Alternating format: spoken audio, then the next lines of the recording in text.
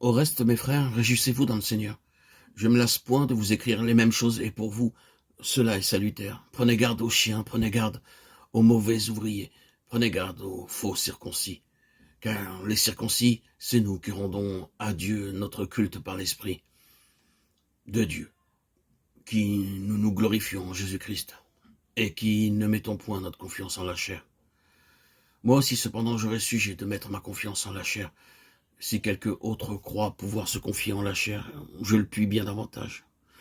Moi, circoncis le 8e jour de la race d'Israël, de la tribu de Benjamin, hébreu, né d'hébreu, quant à la loi, pharisien quant aux zèles, persécuteur de l'Église, irréprochable à l'égard de la justice de la loi. Mais ces choses qui étaient pour moi des gains, je les ai regardées comme une perte à cause de Christ.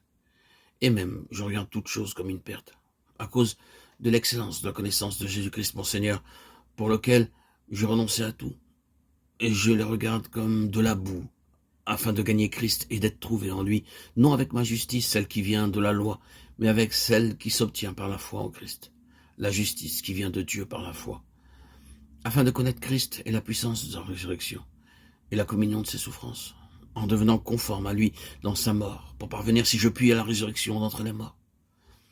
Ce n'est pas que j'ai déjà remporté le prix ou que j'ai déjà atteint la perfection, mais je cours pour tâcher de le saisir, puisque moi aussi j'ai été saisi par Jésus-Christ. Frère, je ne pense pas l'avoir saisi, mais je fais une chose. Oubliant ce qui est en arrière et me portant vers ce qui est en avant, je cours vers le but, pour remporter le prix de la vocation céleste de Dieu en Jésus-Christ. Nous tous donc qui sommes parfaits, ayons cette même pensée. Si vous êtes en quelque point d'un autre avis, Dieu vous éclairera aussi là-dessus. Seulement, au point où nous sommes parvenus, marchons d'un même pas. L'épître aux Philippiens que nous venons de lire, 3, 1, 16, commence avec cette déclaration de Paul. Car pour moi, vivre, c'est Christ. Paul exprime ensuite son ambition de connaître le Seigneur, de mieux en mieux. Sa détermination à rechercher cette connaissance tel un trésor de grande valeur, afin de savoir ce qu'implique le fait de gagner Christ. Lisons Romains 8, 29, nous y voyons que l'intention de Dieu est de nous rendre conformes à l'image de son Fils. Être rendu conforme, c'est gagner Christ. Là est le prix. Ceci demande de parvenir à la plénitude de Christ sur le plan de la perfection morale. Cette perfection sera la gloire dans laquelle les fils de Dieu seront manifestés. Le but et le prix de la vie chrétienne se résument à devenir moralement et spirituellement un avec Christ, dans sa place d'exaltation. Nous ferions bien de garder en vue cette fin glorieuse, la révélation des fils de Dieu. Lorsque Paul parlait de gagner Christ et de chercher à atteindre le prix, il exprimait son attente intense d'être rendu conforme à l'image du Fils de Dieu. Cet accomplissement, qui est l'issue du salut, constitue le but de Dieu dans le salut.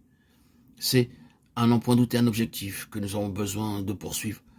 Nous n'avons pas besoin de gagner le salut, cela est clair. Nous n'avons nul besoin de tout perdre afin d'obtenir le salut. Nous sommes sauvés par la foi et non par les œuvres. Le salut n'est pas un prix à remporter. Nous n'avons pas à l'atteindre par des efforts. Le salut est un don entièrement gratuit. Au-delà de tout, Paul aspirait à des hauteurs jamais encore atteintes. Il écrivit qu'il considérait toute chose comme une perte à cause de l'excellence de la connaissance du Christ Jésus, son Seigneur. Si la puissance du même esprit œuvre en nous, elle produira sans aucun doute le même effet. Nous réaliserons alors combien toutes les choses ont peu de prix comparé à la grande valeur de Christ.